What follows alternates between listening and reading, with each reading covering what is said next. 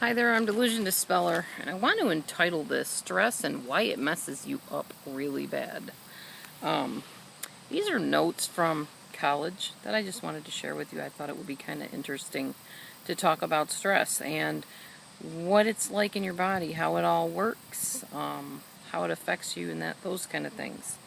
So I'm going to be talking about different stages that your body goes through during stress and a couple of de-stressing ideas to maybe help you with your stress. Everybody has stress, whether it's good stress or bad stress. Did you know there was good stress? There really is good stress, not just bad. It's not just always, oh, somebody died, I lost my job, I got divorced. Sometimes good stress can be other things like I got married, I had a baby, I met a friend that I haven't seen in years. That's still stress. It's still something that causes a physiological change in your body, and you need to know what that's all about. So let's talk about stress. I want to say let's talk about stress, baby. Yeah, like that song about something else, but we won't get into that. Anyways, when you go through stress, oftentimes, if the stress is bad enough, you go through like a sense of alarm, which means fight or flight. If you've ever been with a narcissist, because we've talked about that a lot, then you probably go through this fight or flight syndrome a lot, honestly. Your body just kind of tenses up and you feel like you want to get out of there, or you feel like you want to lash out, stuff like that. I went through that when I left my job recently. Definite fight or flight. I wanted to fight, but the circumstance was they made sure somebody was there as a witness and someone that could keep things calm, so that I didn't get in a fight. And nobody does when they go in there and talk to the boss, because he has a buffer in the way of another person sitting there, just in case. Which is probably smart, because there are a few people that I'm sure would like to really get up in somebody's face in that office. So it's good. No fight or flight going on there. Maybe some fight, just not a whole lot of bad stuff. Alright. During or after your fight or flight, there is a period of what's called resistance and recovery, which means you return to the pre-stress state, back to where you were before you got all flustered and ready to run.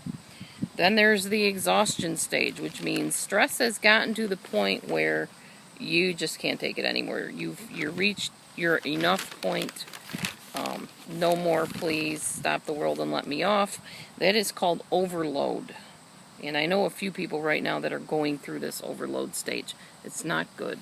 It's time to stop the boat and get off if it gets to that point. Alright. Stress is a non-specific response of the body to any demand made upon it. It's a physiological and or psychological state of imbalance from the body's response to any unanticipated, disruptive, or stimulating event. And it's not always bad, like I told you. Stress can lead to dependency-related behavior, and it can also weaken your immune system, which is why your doctor tells you, you know what, you need to just chill out, you need to take it easy, you need to go and get a hobby, relax, learn to relax, don't take everything so personally. Because stress can weaken your immune system. It can literally make you physically sick. How many people have you heard of that got so sick they actually died? And people are like, well, can you really get sick to that extent? Yes, you can, because you ruin your immune system by getting stressed out and being in these positions. That's why I always tell you, if you're living with an abuser, you need to get out if you can, or tell a safe person, at least get it off of your shoulders, so you don't have to carry the weight of that stress alone. That helps a lot, having someone to talk to that's a safe person, and very important.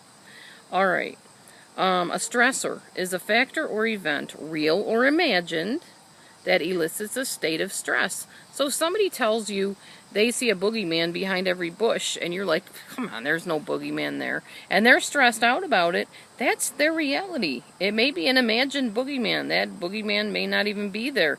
It might just be something that they experienced in the past that's a trigger to them. But that's their reality. That's their thing that they're going through, and they are finding that to be a stressor.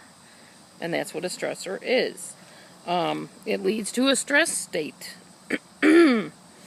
It always precedes stress. So there's always something that causes the stress. This happened, so I'm stressed out, basically. Individuals vary regarding stress. everybody's different in how they handle stress, what they perceive to be stressful. So just because something doesn't bother you doesn't mean it doesn't bother somebody else. Something I'm still working on learning.